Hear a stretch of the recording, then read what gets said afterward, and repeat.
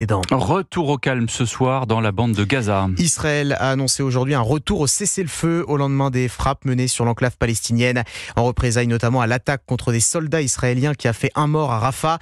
Frédéric Simon, vous êtes le correspondant d'Europe 1 à Tel Aviv. Près de 3 semaines après son entrée en vigueur, l'accord de paix entre l'État hébreu et le Hamas semble fragile, mais il tient.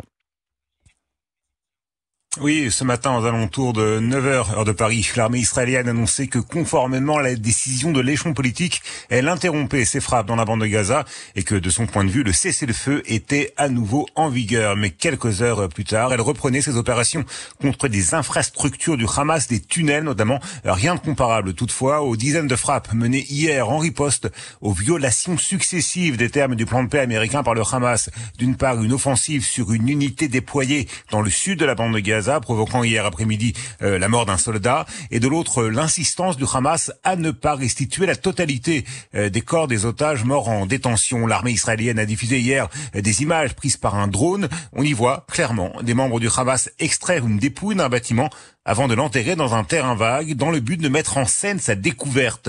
Cette mise en scène macabre a d'autant plus choqué en Israël que la dépouille en question correspondait au corps d'un jeune homme assassiné le 7 octobre 2023, corps qui avait en partie été restitué il y a plusieurs mois. Dans ce contexte, certains responsables israéliens exigeaient une riposte plus cinglante que celle qui a été lancée, mais c'était compté sans la détermination de Donald Trump à maintenir le cessez-le-feu. L'ampleur et la durée de la riposte ont été décidées en étroite coopération avec les États-Unis. Frédéric Simon, correspondant d'Europe 1 en Israël.